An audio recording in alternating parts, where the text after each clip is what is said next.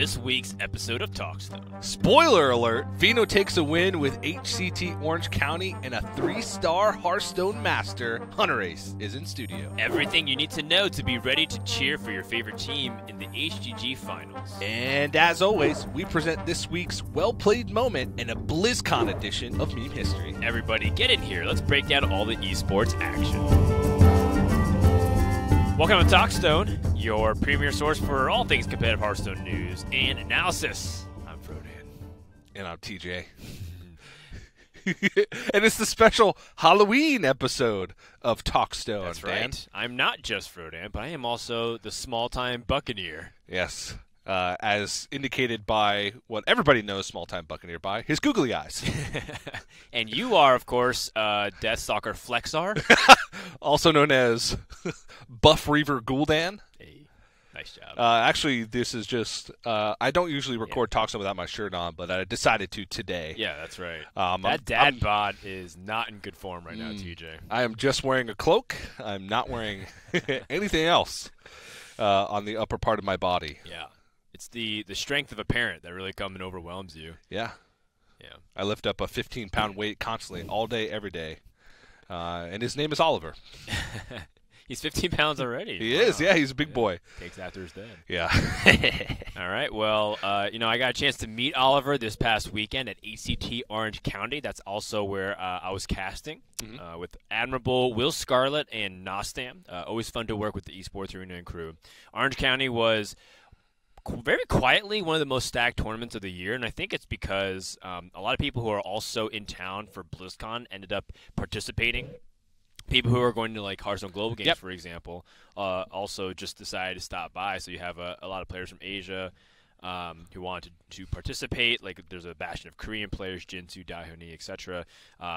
You have like Race. He says he doesn't really go to a lot of these tour stops in America. But because he's here for HGG and because Brazil qualified for the final stage, it was like, why not enter? So, there's a lot of high-level competitors. Even though it was 125 or so competitors, it's like a large percentage of them I looked over, like 80 or so or more, had tournament experience. I'm like, well, I know this guy, and I wouldn't be surprised to see him make a top 16 run. Yeah, it was a fun tour stop to watch. Usually I catch the VODs at tour stops because I'm kind of busy, but I actually watched most of Orange County live, and I also went in person, brought my wife and my son to Esports Arena, and we went on Sunday, which was a little bit of a slow day because mostly the players that were eliminated had left. Yeah. Or were doing other things, so it was a little bit slow, but kind of cool. I always like the vibe of Esports Arena, and got to see some players and the casters, which was pretty cool. Well, the top 16 of Orange County ended up shaping up to be extremely impressive as well. We had Hunterace make another top 16/top 8. Muzzy was there. Yep. Fino, of course, won the whole thing.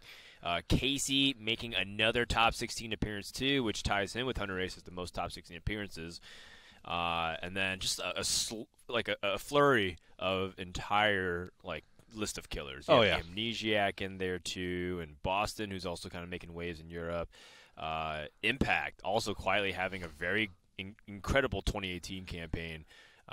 No one really expected him to start doing this well at that many tour stops, and once again makes another top 4 appearance. Something about Esports Arena really just incites a fire under Impact, because even at Oakland, at HCT Oakland, he made a really good run there. So he was undefeated in Swiss. Yeah. A couple matches I watched on stream just looked like he was dominating. And Impact's a player we've been following for a very long time. Yeah. All the way back into the, ESL King of the Hill days, which was the first events I ever cast. I cast those back with a Moz when they first started. Yeah. Moz casting. Yeah, and this was when his stream had 300, 400 viewers. He was an up-and-comer. So Impact was a King of the Hill for a long time back then in 2014. So he's been in the scene for a long time. Great performance. And then the only other player that we haven't mentioned make the semifinals was Swids, who usually brings an unusual deck to a tournament that tends to be slow, control, or just combo-oriented. Yep. This time it was Dead Man Hand Fatigue Warrior, just something that we haven't seen in a long, long time. Yeah.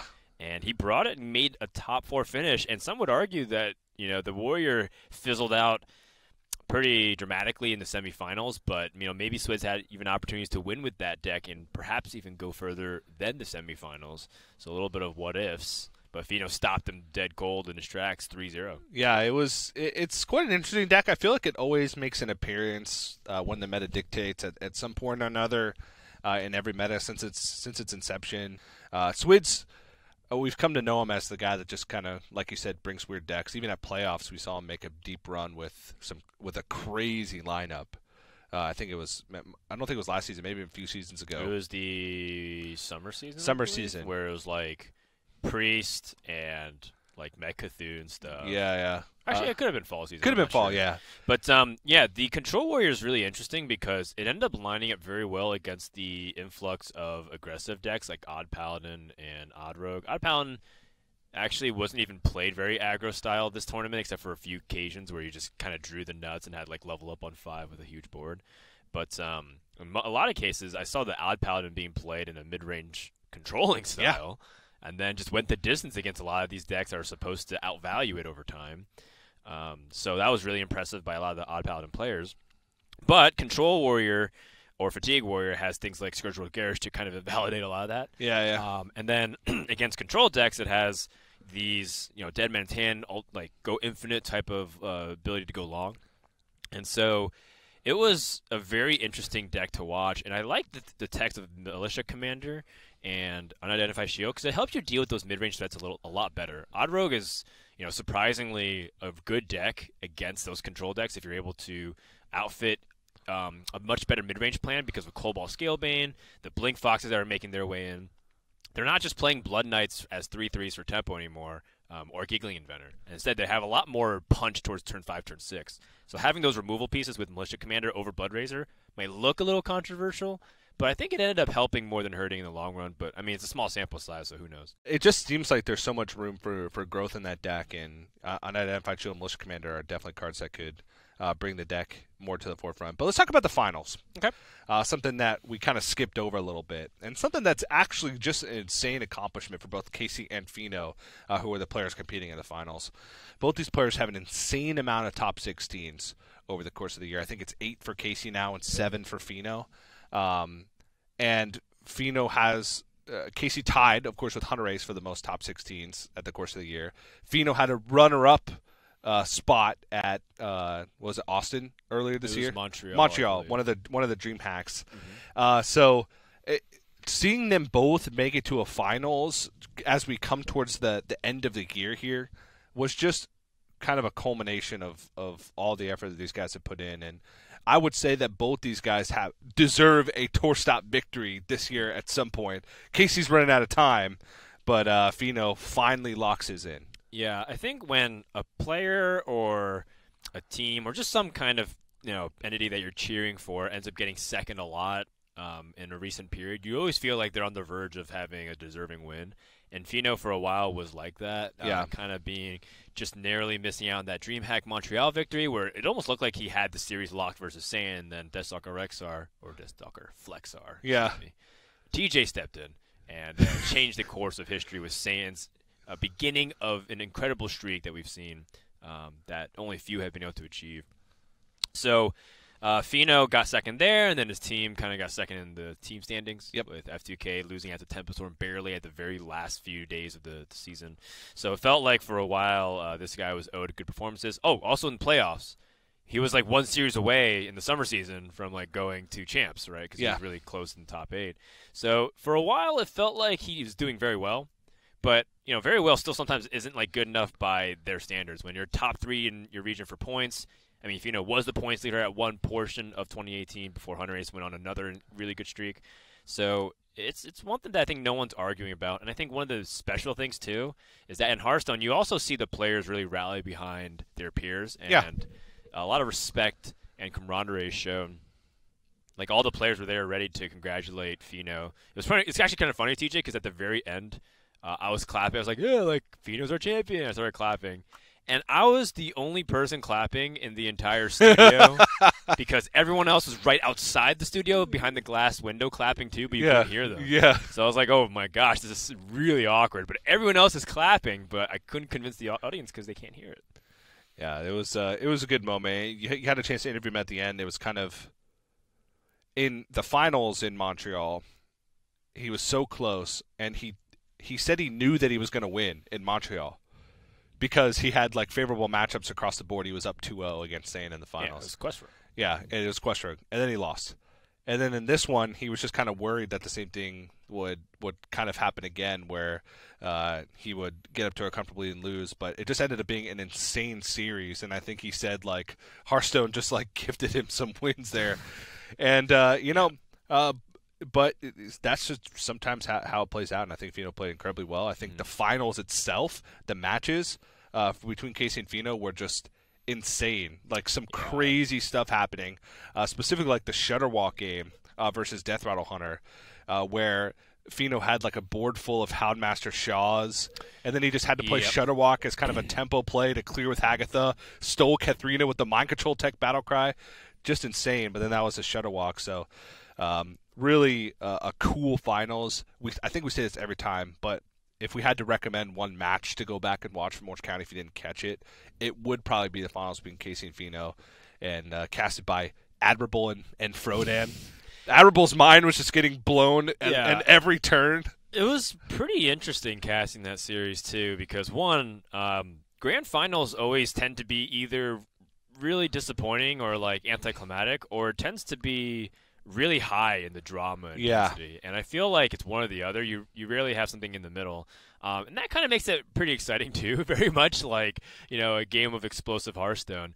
You never know what you really get in these finals. And if this was like the end of a world championship, I think it'd be one of the greatest sets out there in Hearthstone history, just because of the stakes out on the line. Yeah.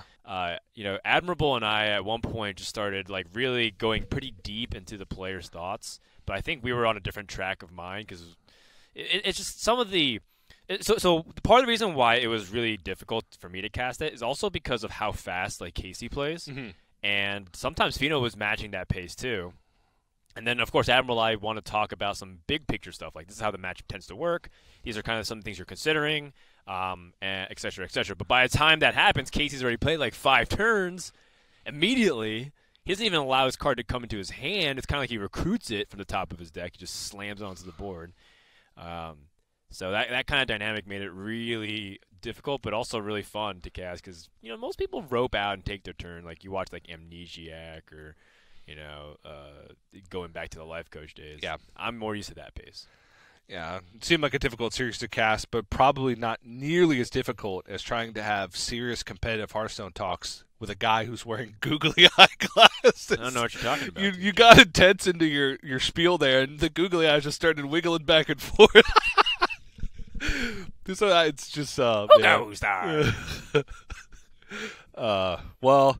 Just one last point before we wrap up Orange County. Murloc Mage. That's my point. We'll dive a little bit more into it. Spoiler alert? Yeah, I guess spoiler alert. Just saying, we had him on the last episode of TalkStone. He hinted that with the changes that Murlocs would be the most efficient aggressive decks, and we did see some Murloc Mage come out. So kind of cool to see. And like I said, in one of our segments, not going to spoil which. Later on in this episode of TalkStone, we'll discuss Murloc Mage a little bit further.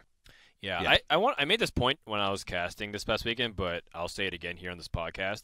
If you enjoy high-level competition of Hearthstone, it's just going to continue to get even more cutthroat. You'll see maybe a little bit less people competing, but it'll also be a higher quality or higher percentage of players who are like topping the standings of their region. You'll see players who are like on the verge of making top 64 points, like and trying to really push forward. And then you have the people who are playing for team standings, and then you have people who are playing for the points lead race. Really exciting in Asia Pacific specifically when like Tyler and Rivius come out and compete, and neither of them make a top 32. And you're like, whoo, this is like getting a little hot in here.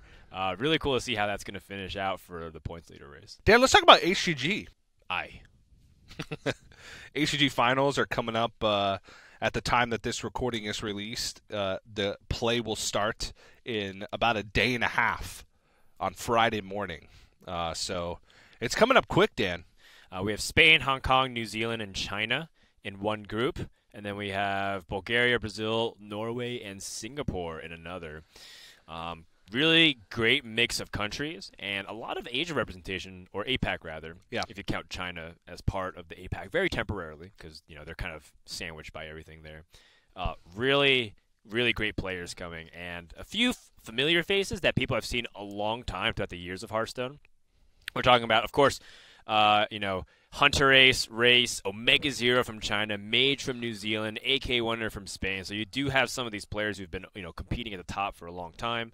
And then you have some people who are like the underdogs. I'm not sure how Bulgaria is going to do, for example. Yeah. I mean, Hong Kong has like these players for a while that maybe came out. Kin is probably the most notable player there. We've seen at playoffs.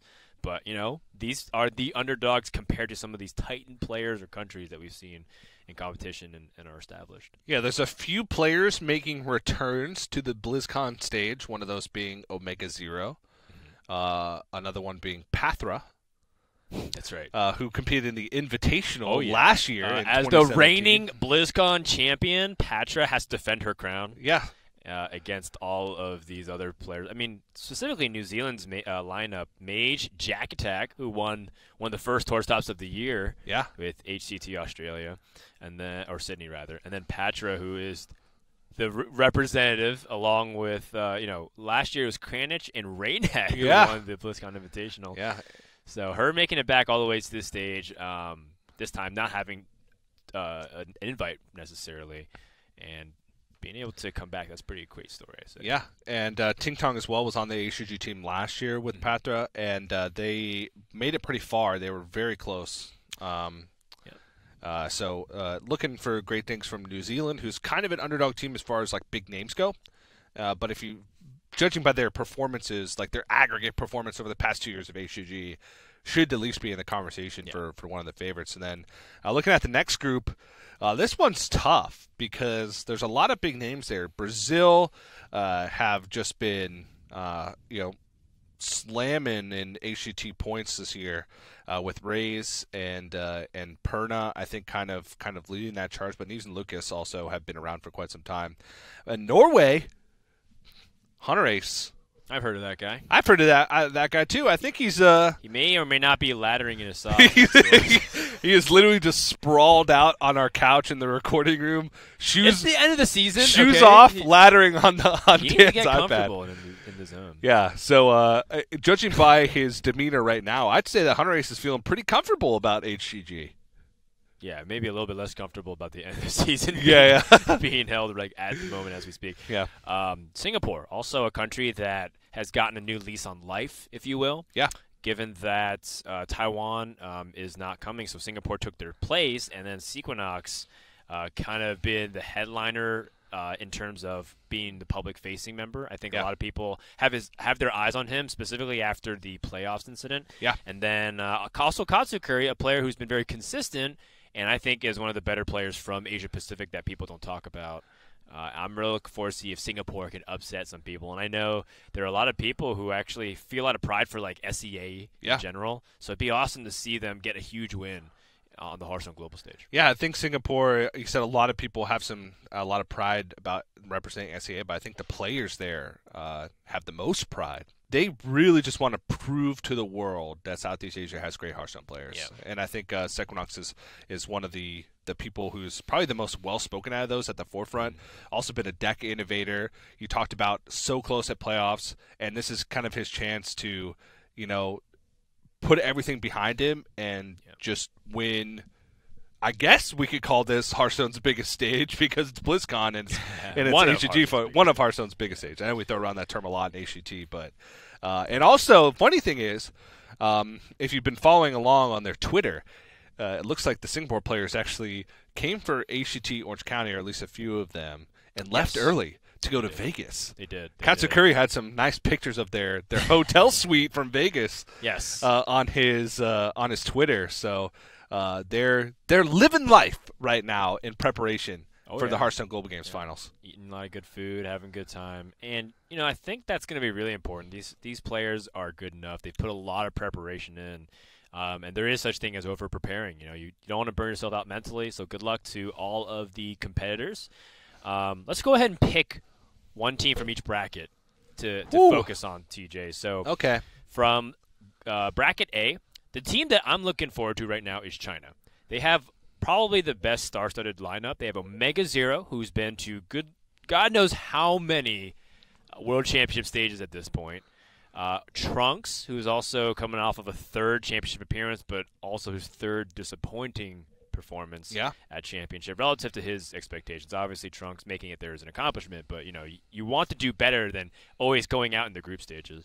We have Lee, who definitely performed one of the best out of all the Chinese players, or maybe even just out of the players in general for the summer season. Yeah. So the only reason why I feel like we've been saying China is, quote, disappointing in some of their performances because we expect a lot out of them. And I think they have such a strong pedigree of tournament resume in China, but we want that to translate to the global stage. And I think the Chinese fans are due for that. We saw what Tom's victory did for Taiwan, and now you see like the pride behind Singapore or Brazil. Some of these really huge fan bases want a reason to continue to engage, and China's one of the biggest out there, if not the biggest. Would be really awesome to see them do well this year. Yeah, I definitely agree. And over in Group B, I honestly think the country to watch has to be Norway. Hunterace, Zorkthar, Kolbane, NTR. I mean, you've seen what these players can do individually at the DreamHacks or the tour stops. The reason why I bring up DreamHacks is because that's where they mainly compete. And I feel like, Norway has to come in here as the favorite team. Yeah. But it's difficult because this is a completely different format than what you're expecting. In HGG, you bring all 9 classes, and you have to prepare them individually. So, Hunterace, he was kind of like talking about, like, oh, my goodness, do I have to play Murloc Mage on the big stage? It's like, this is like one of these things where some players might be pushed out of their comfort zone. So the team dynamic in terms of their expertise, their comfort, their opinions, whether they align or they differ, it's going to be interesting to see because of that patch. I want to see what changes and what doesn't. Yeah. Honestly, even though there's only 2 groups, Group B is probably the group of death because you also have Brazil and Singapore. Bulgaria kind of the dark horse. We don't really know anything about them, but Brazil and Singapore have proven time and time again that they also have some great Hearthstone players. So yeah, for sure. So the Hearthstone Global Game Finals will begin on Friday, November 2nd at 8 a.m. Pacific with all the group stage matches initially, and we will be playing it out from there. On Saturday, November 3rd, the Grand Finals Day will begin at 9:30 a.m., so about 90 minutes later than the Day 1 start. Yep. And that's how it will close. No more action after that. We'll crown a country champion. That's right. At the end of BlizzCon. Yeah, should be pretty cool. I'll be there in person. I'll be managing the talent for the event, which should be pretty fun. Is that what you're calling us now? Yes, the talent. The UK guys, Raven Soddle, Derek, Falcone, and Frodan as the host. So I think if you are interested in some fantastic Hearthstone play, a unique format, fantastic casters, and on top of it all, the best talent manager in the business. With googly eyes. With googly eyes, as I'll be wearing the whole time. Should I wear this googly eyes for HCG stage? On the biggest Hearthstone stage, BlizzCon, you open it up, boom, light spotlight shines, Dan's wearing his googly eyes. I'd say yes, but if you do, I'll probably get fired. So, don't. Come on. TJ, you were supposed to be managing Dan, and he went on stage with googly eyes. I've wore much more ridiculous things on stage. So much so that now the other casters are feeling brave enough to start wearing more bold stuff. You see what Sato's wearing these days? So what you're saying is because the other casters have caught up to you in insane garb, you have to one-up them. And one-upping them means googly eyes. TJ. That's the next evolution of Hearthstone casting fashion is googly eyes. I don't follow the meta. I break the meta. Okay. All right. Well, if you're looking forward to Dan hosting BlizzCon stage with googly eyes, no guarantees. Maybe some dreadlocks too. Maybe some dreadlocks. Then tune in for HGG. It's going to be a blast. For people listening on audio or SoundCloud, iTunes, I am wearing a pirate hat with ridiculously long dreadlocks and googly eyes. In honor of our Halloween episode today, Dan, with my pumpkin, I'm going to try and do introduce this next segment. It's the soul. You're Buffy or Gul'dan. He's always holding a soul in his right hand. This is my soul. It's the soul of Admirable. I will introduce the next segment in character. Okay. As Buffy for Gul'dan. And now it's time for Meme History. Swear to me. Okay, Batman, I'll tell you whatever I want. Where is she? All right, well, I'm Frodan. I'm joined by Christian Bale. And this segment of meme history, we're going to talk about a nice BlizzCon special edition one, centered around one of the first missed lethals in the highest profile tournaments out there. 2013 Innkeeper Invitational. We had Wreckful playing Freeze Mage with a Cobalt Geomancer, and he drew his Frostbolt with Pyroblast at 8 mana. So his opponent was at 15 health. He had Pyroblast, which was 8 mana, deals 10 damage normally, but with spell damage gives an extra +1. And then with Frostbolt, counting 4, Wreckful drew the lethal.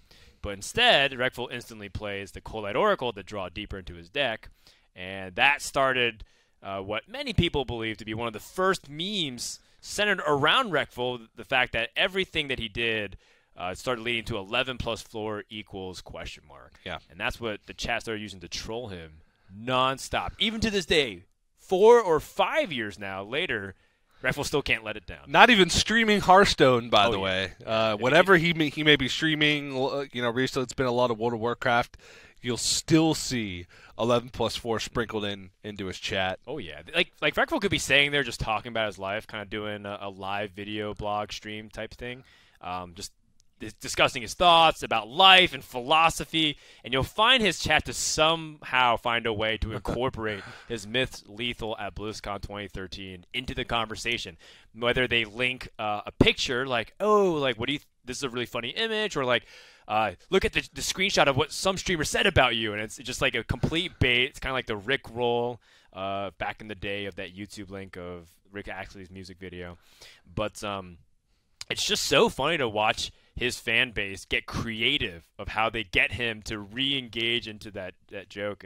And I love it. I think it's so funny, and I really think that Wreckful's become a really good sport about it over time, too. So if you want a really good chuckle, search Wreckful Miss Lethal compilation on YouTube. Yeah, it was one of my first moments of Hearthstone viewing as well, as I just got into the game, so I absolutely loved it. Should be a meme that lives on. Should stand the test of meme time, Dan. Yeah. And, of course, we hope this episode of Meme History has helped make the Hearthstone community a more inclusive place for all.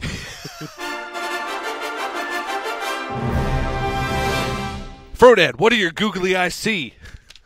Well, next, TJ, 3 clicks to the left, we have the promo. Hello, everybody, and welcome to the HCT Summer Championship for 2018. En todos los cursos, vivíamos de la segunda temporada, ya terminaban todos. O sea, en el americano clasificado, ¿no? Así que eso igual fue como bajón. Estaba difícil igual. Competing at this tournament is more important than tour stops for me, because if you get top 4, it qualifies you for the World Championship. Is it really the year of killing all day? Well, I suppose today we're going to find out.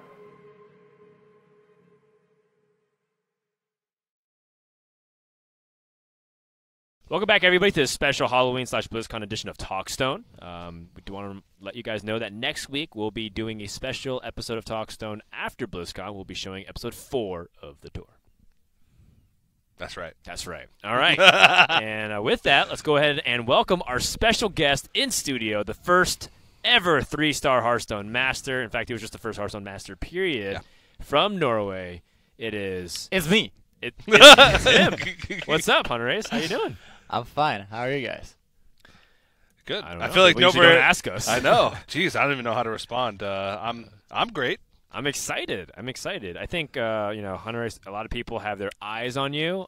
So some people who may have never heard of you. So why don't you go ahead and introduce yourself?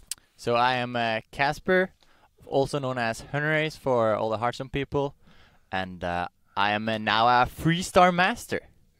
Yeah, that's right. It's a really good summary of it.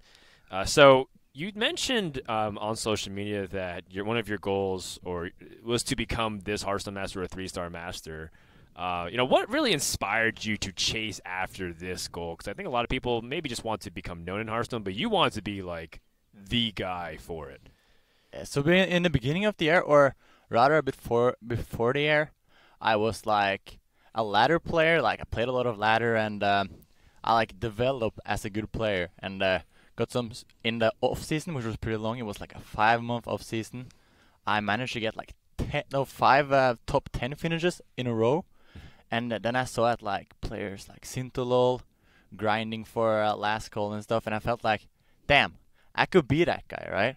That I could reach that. So in the beginning of the year, I mainly were like super focused on that regionals point leaders, but I felt like that was my opportunity to get into the scene, right? Win the regional points leader and then make it to Worlds, which is like the big stage. And when I also saw that they were doing like this new master program, I was like super stoked about it, and really wanted to commit a lot to it. That's awesome. You're also fairly young. I mean, people look at you and they might expect you to be closer to me and TJ's age, but it turns. How old are you now? Right now, I'm 18 years old. 18. Man, that's crazy. So, what did your family think at such a young age? You know, traveling the world and competing, and also gaining so much stardom from it. Yeah. So my family at the start, they were like a bit like questionable to it, you know. But as they've seen that like this Hearthstone thing is really bringing me happiness, you know, and it's really what I want to do right now. And they're super happy for me and all my success right now. I've obviously been like super lucky that I've managed to like become so successful, and the point I'm at now is like super optimal for me. And yeah, they really support me now. Is there a secret to your success? I mean, people keep saying that, you know, this is like not sustainable, but we are what, 9 months now into the year, competitive year, and this is still going on for you. So, you know, is there? I mean, I don't necessarily want you to give away your edge, so to speak. But No, please do. Is there any overarching? I gotta general keep it advice? secret, guys. You know, yeah. If I leak it, everyone will become the god. You know. That's true. Yeah. That's true. So there is a secret. That's what Oh, he's, maybe there is. is what he's telling Yeah, us. maybe a ritual, or maybe, you know, he has the spirit of Checho himself, abiding within himself. I really think it's a lot about the dedication and motivation to do something, right? Yeah. And if you really want it and really work hard for it, I think that everything is possible. Yeah. That's pretty amazing. I mean, that's the first thing he asked me. I went downstairs to bring him up to the recording room, and the first thing he asked me was, "Hey, is there a PC?" Got any more of those internet connections? I'm aiming for that 4-star master now. It doesn't even exist. We're gonna have to create a tier. Yeah, a new tier. It's like above the 3-star master. Yeah. Whew. How many points is that? 230? Well, it's 150, 50? 175, 200. So we'll just say 400 points. 400? Well, that's a lot of points. Well, you're on pace Well, to hit it, actually. A wise 18-year-old Norwegian once told me, if you work hard enough, you can achieve anything. You can Very achieve inspirational. anything. Yeah. Is it even mathematically possible to get 400 points in here? I don't think so. I don't think so either. No. You'll find a way somehow. I'll find a way. Yeah. Talk to me a little bit about competing and traveling so much with like new friends. I feel like one thing that's interesting is, you know, seeing how players are banding together. You know, Orange is always talking about you and some of your decks. In fact, I feel like Orange talks more about your strategy than you do. It's like you bring a lineup, you do well, you're like, wow, I made another top 16 again. Everyone's like, yay, hooray, Hunterace. But Orange is like, yeah, so, Casper was thinking about this tech card and specifically why this, and, you know, blah, blah, blah. And I'm like, dang, he's like leaking your strats, but on your behalf. So I thought that's really interesting, dynamic you guys got. Like, this is like part of me being very fortunate, I feel like, in the beginning of the year, because in the beginning of the year, I actually got approached by Orange and mainly Mitsuhide besides that.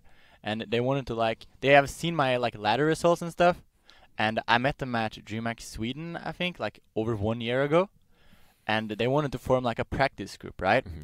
And at that point, I was a ladder player only. I had no tournament results. I actually lost the win and in for champs versus Pavel. I was the only thing. And the Hearthstone scene is just incredible. Everyone is so friendly, and we have this huge community when we travel around the world. Sayan, Fino, we're all super good friends. Mm-hmm. Even though we're top competitors and we were fighting for world championship slots and stuff, we're all super good friends and we're happy for each other's success. Yeah, rivals, but also brothers in arms. Yeah, it's really cool. Yeah. Talk to me about competing with HTG and the Norwegian team. I think that's like really awesome to see that you've been doing well both individually and now you're doing well as a team. How's that dynamic compared to, say, playing individually at these tour stops? Yeah, so the Norwegian team is probably the players I've known for the most time, right? We're all very close together. We played on the same team. Like Kolbein is like kind of not in the team anymore, but we've all like a lot of experience with each other. We know each other very well, and I think that our dynamic is like super well. We have like sometimes with a 4-player format, it's sometimes really hard to like not be like very argument. Like we reach to like some fights and stuff behind the place. Fights. Yeah, of course. It's like two players versus 2 players, you know. Right. But we have like our most valuable player is like a secret player. Kolbein, he's the nuts. Wow. Yeah. He is The nuts. The nuts.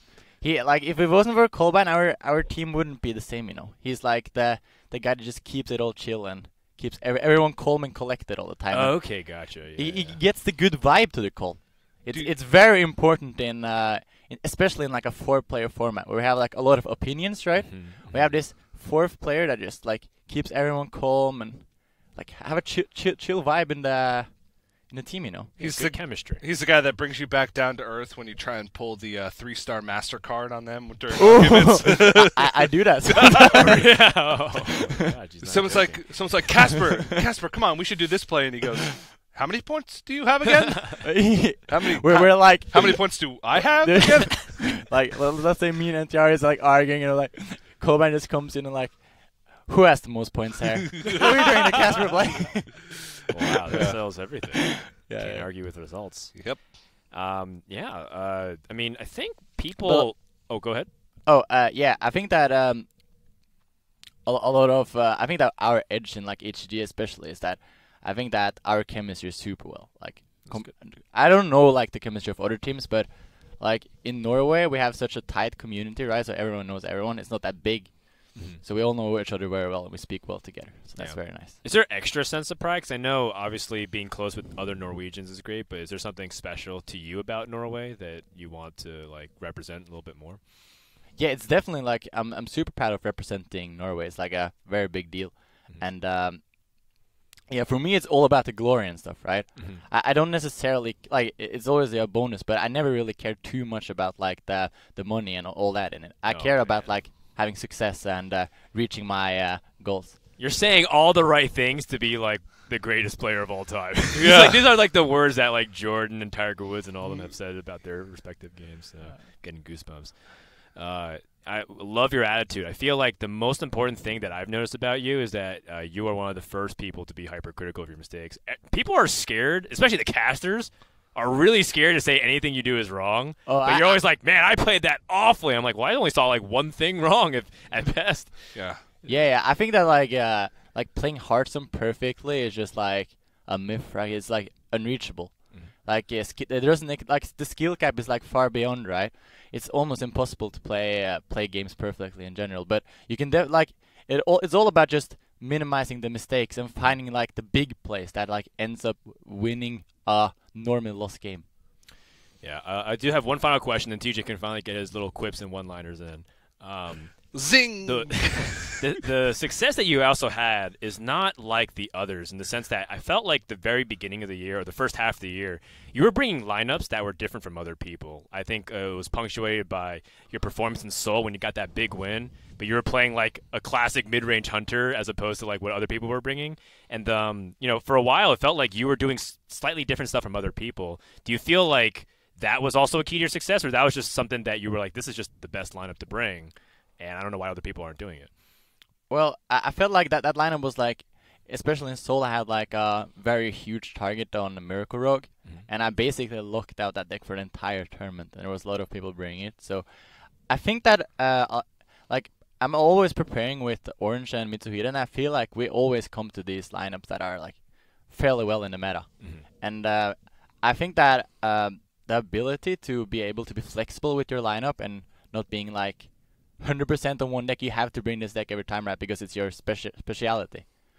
Is very important, and I feel like I have become more of that type of player this year because last year I was like a Rasa Priest only the Rasa gamer. Priest. Yeah, I was known as a Rasa It was Priest. like the rat race. It's like The rat everyone's race. playing aggro and you're playing Rasa Priest and you won it. So it was really impressive. I also want to credit that deck all up to like me developing as a player though. That deck was super sweet and it was like very like unique in like having a lot of different routes. Like the Reno mechanic in general gave you like a lot of options in the deck. So you had to like learn how to play with like 30 unique cards, right? So every game is like a bit different. There's not necessarily a very consistent strategy there. You just adapt to the situations all the time. Would you say that Rasa Priest is your favorite deck of all time? Yes, for sure.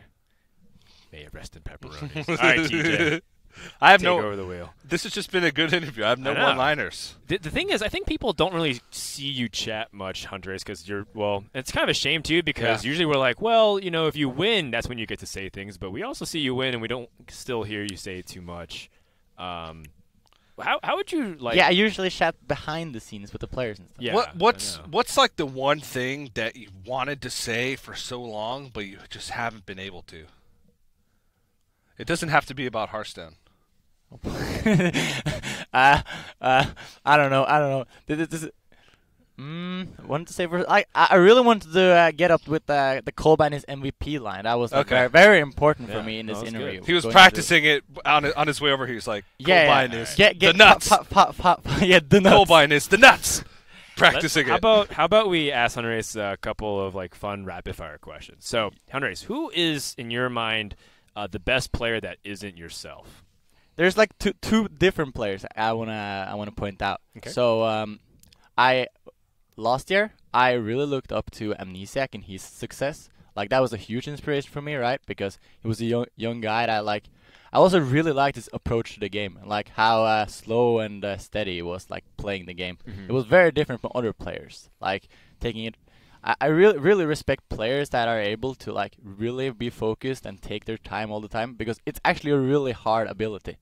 Because you get a lot of stress when you're at stage and you tend to play way faster, right? And he was very slow and analytical about all the games and stuff. Yeah. And besides that, I want to give a huge shout out to this guy's Toast for always bringing me quality content on his stream. He's your favorite streamer, right? Yeah.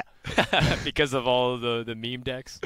No. I just I don't know. If he's just a great guy, I love to watch him for sure. Is that where you're going, Hunter? After you win everything and you're finally satisfied, are you going to turn to a meme streamer like the rest of them? Well, we'll see. I gotta come to the biggest stage first, and we'll take it from there. Once he wins a world championship, then it's all memes. From Yeah, there. and then BlizzCon invitationals later. And then I'll finally embrace myself. There you go. Awesome. How about a player that people aren't talking about? Perhaps you would say the most underrated player or one that you're keeping your eye on? I don't know. I really want to credit like my closest in like for example, I know that Mitsuhide has had like a pretty rough year, but at the same time he has been like super essential to my success. He's been a great guy to talk with. He always like brings up super smart talks about lineups and stuff. So yeah, I really want to give a shout out to him. He's really intelligent. Yeah, I've had a chance to talk to Mitsei about the game several times, and each time it's kind of like talking to some other really brilliant players like Strife Crow and whatnot. Always eye-opening. I feel like he points something out that I haven't considered or even begin to think of. So I think Mitsuhide is definitely underrated for sure. TJ, this is where you usually insert your fun TJ-isms. You want to feel my muscle? Come on, don't be shy. Okay. I'll take a. Ooh, yeah, that's some real muscle right there. The Oscar for best actor goes to. Well, I got one thing we could talk with him about, Dan. Okay. The well-played moment. Oh, there you go. The well-played moment. That's right. Are you familiar with the well-played moment, Hunterace? Yeah, it's He's like, yeah. Have you seen my career? This was a play that was in Game 5 of Purple versus Monsanto in the top 16 for Orange County this past weekend. That's right. It was the Malagos Druid for Monsanto versus the Zoo Warlock from Purple. Purple had a pretty slow start with his Zoo Warlock. He had double Sarah Knight, double Fungalmancer in his opening hand.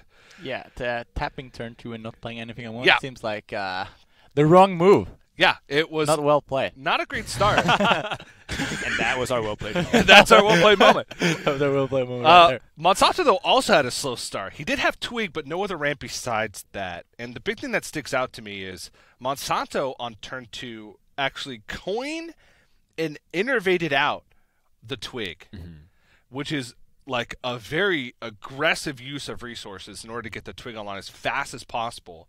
And he had to swing with it every turn, including swinging with it into a buffed up Serenite Chain Gang, taking a bunch of damage from the Fungalmancer at a point in the game.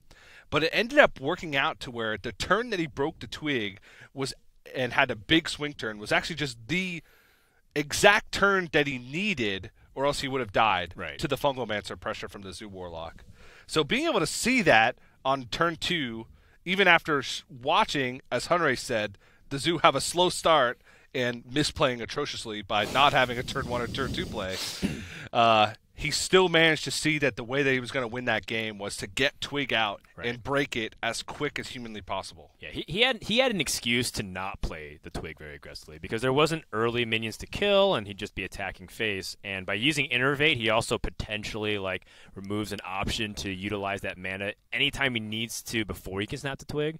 And a lot of people will look at specifically his draw after he needed that Twig, right? So it'll be like, they're going to look at the double swipe and just be like, wow, Monsanto top deck the exact cards he needed to clear Purple's board twice in a row.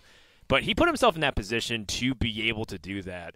And then you put on the icing on the cake is, of course, Druid has all these great tools. He can develop Arcane Tyrants, too, in the process after he nerfed for cards. Yeah, also, if you looked at his hand, he didn't have anything to ramp into, right? Yeah. So he was basically just playing with his deck. And he really, in this matchup, it's super important to have the, explosive swing turn. And that's exactly what the Twig gives you, right, essentially.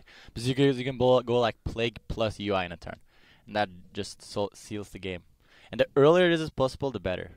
Because if you wait, let's say, turn 4 to equip the Twig, you'll probably be dead by then.